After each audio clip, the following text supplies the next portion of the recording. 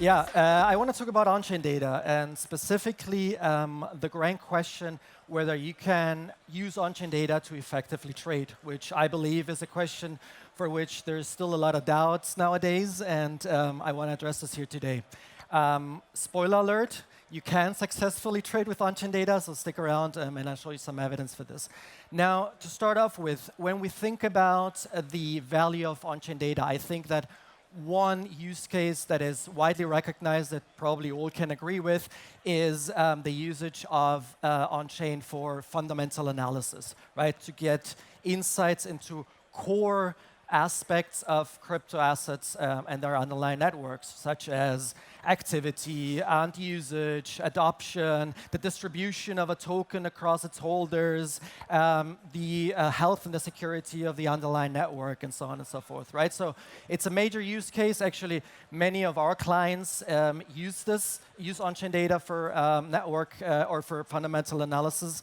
But the question remains, right? So what about the usefulness when it comes to market-related questions? Can we use on-chain data for this? At Glassnode, over the last roughly 6 years, we've gained a deeper and deeper understanding of how to look at on-chain data from a market lens and have adopted our framework and the way on how we look at depending on what we saw is most useful with our clients and in our research. And so these are some of the major categories that we look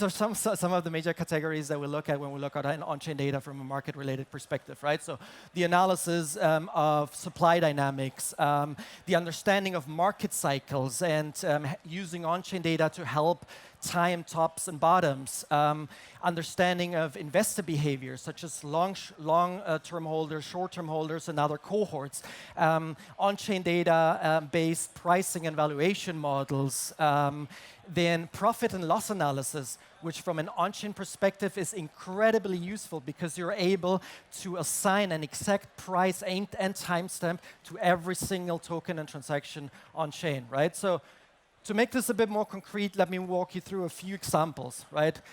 This one is an example of realized profit and loss, right, that we can use in order to detect periods of extreme profitability taking to identify potential local maxima. You can look at unrealized profit and loss in order to understand market phases, potential over and under valuations of an asset. We can analyze investor demand by looking at how many old coins are moving into new hands at recent prices. We can use a whole cohort of market cycle metrics in order to help understand, are we close to a top or to a bottom? We can create various pricing models that help get a reference point for today's price, historically speaking. And I could walk you through momentum trend, spending behavior, sell-side risk, and whatnot. But you might think those are nice charts, nice visualizations, but it's a good set of cherry-picked examples to make a point. Not very scientifically, arguably, so I want to take a completely different approach here and do this from a very data-driven perspective to actually quantify how valuable on-chain data actually is. So here's what we do. We create a machine learning model that we feed exclusively with on-chain data, dozens and hundreds of different on-chain metrics. We train this model for a specific trading strategy. In this case, it's a very simple Bitcoin long-only strategy, meaning at the end of the day, I'm either long Bitcoin or I'm flat, right? And the idea to do so is not necessarily just to obtain the model, which in itself is something very valuable if you have a model that you can successfully trade on. But what we aim to do here is to go back to the training model and dissect it in order to understand which are the data points, which are the on-chain metrics that most significantly contribute to the decision-making process of this model, right? So we train the model, we do cross-validation, hyperparameter optimization, And the first thing that we need to assess is the model actually doing what it's supposed to do. So here's its performance, and yeah, we see that the model works, right? You see the performance here in blue, and Bitcoin in gray as a reference point. And it's a very conservative model, right? It protects from downside. It catches the bull very nicely as well. The statistics show that it is better than Bitcoin, not in absolute terms of the performance, right? Maybe not significantly, but in some of the metrics that matter most, especially for institutional traders, such as risk-adjusted returns, as measured by the Sharpe ratio, and the drawdown, which we're able here to reduce by 50%, right? And note that this performance is completely out of sample performance and live trading data, right? So there is no overfitting here. This is exclusively data that the model has not seen before.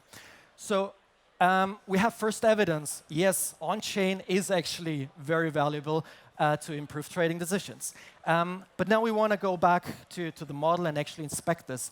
We can do this because the model is a tree-based model, so we can understand which are the features, which are the metrics that most contribute to the decision-making process. And this is the top list, sorted by feature importance. And we see things like the number of entities in profit, MVRV, which is a metric for unrealized profit and loss, short-term holder SOPR, which is a metric for realized profit and loss.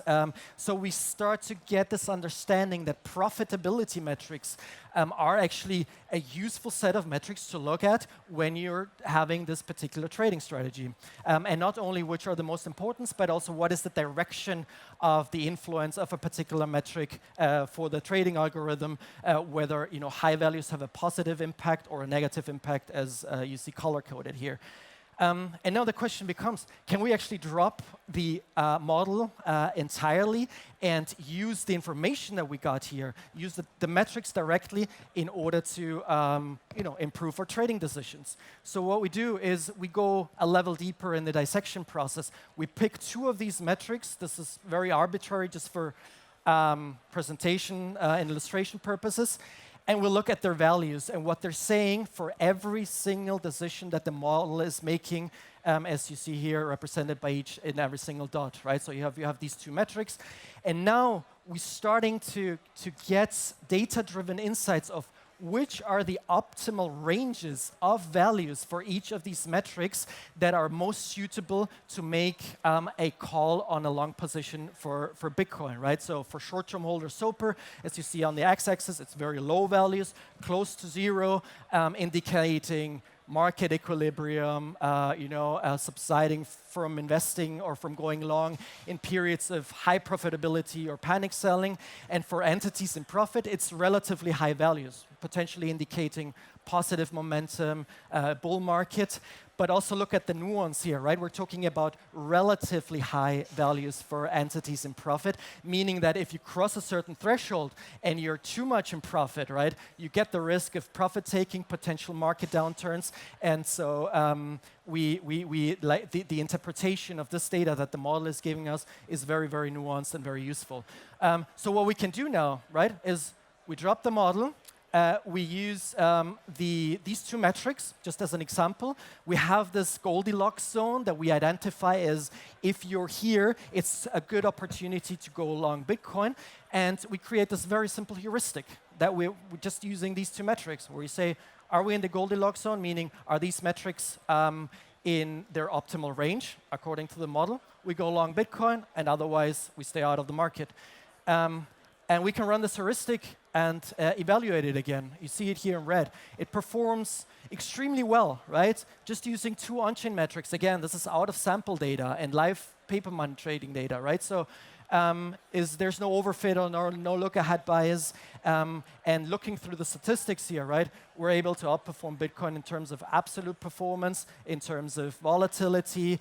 We have a better risk-return ratio, and we're reducing the drawdown significantly. So in conclusion, what we see here is that we're actually outperforming Bitcoin with just two on-chain metrics, right? Giving us a showcase that, yes, there is signal, yes, there is alpha in Bitcoin that you can effectively use for trading, right? Now, Needless to say, this is not financial advice. I'm not suggesting that you should be using this trading strategy to invest in Bitcoin, right? This is a very simple model for the purpose of actually showcasing the power of on-chain data for trading. I think, you know, with this very clear data-driven approach, we're able to do this objectively. We're running many more of these models applied to different trading strategies in order to gain an understanding which are the metrics that help for other trading strategies, independent of whether they're discretionary or systematic, whether they're long, short, and whatnot, are applying these across different crypto assets as well.